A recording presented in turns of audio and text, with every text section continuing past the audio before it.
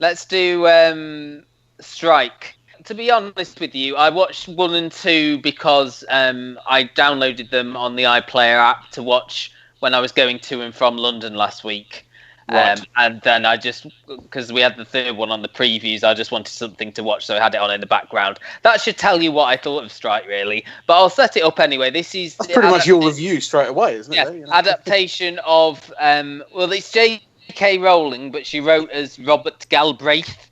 The Cormoran Strike mysteries, here just called Strike. We have Tom Burke as Strike, who's a one-legged Afghanistan veteran who's the son of a rock star but is estranged from his father. He's got money issues. He's sleeping in his office. He's just split up with his supermodel girlfriend.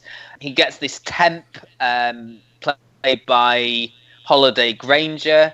The mystery that sort of overarches these 3 episodes is of a supermodel called Lula Landry. She's the adopted sister of someone Strike knew when he was younger, so he's asked him to sort of investigate and look in. The police has ruled it as suicide. He thinks it's murder, and that's the sort of gist of the episode. And as all of these mystery dramas do, you just have the interviews with various people surrounding it, and then he'll, in another episode, go back and interview the same people because there was 3 episodes to fill. I've got a lot to say, so I'll just say my piece and let you two rattle on. Really old hat, really old-fashioned, wasn't engaged, didn't like the world that JK Rowling presents with her weird street names and bizarre characters. Which I didn't notice.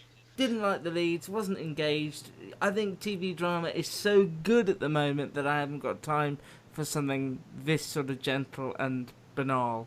And I'll follow up on. I was just going to follow up on your point, and then we'll let Gary speak. But basically, I sort of like it. Then we'll let Gary speak. I love it a bit more than Luke. It is old-fashioned, and I think it is one of those things. That's why I thought just 2 would work, because you would have the conclusion to it. Whereas I thought they strung it out a bit.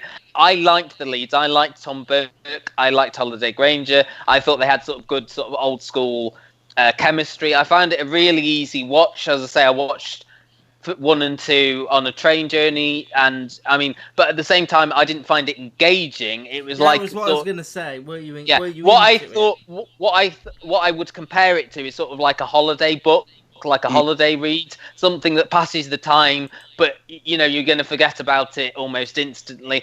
I quite like JK Rowling's non-Harry Potter stuff. This is not hard-hitting. This is not edgy drama. I think the one thing that I thought was quite controversial, I read an interview with JK Rowling where she said, I'd like to subvert the normal detective shows. I didn't see any of that subversion in the first episode.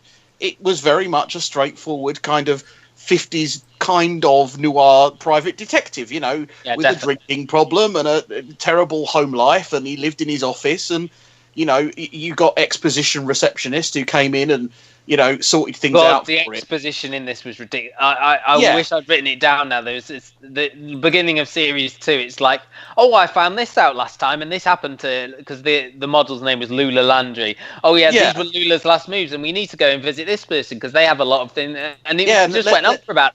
Let's go and walk around the flat and find something that none of the other detectives that have been there and had found. I don't know where the subversion was coming in. They did do the expositional Google search, which I thought was a nice twist on it.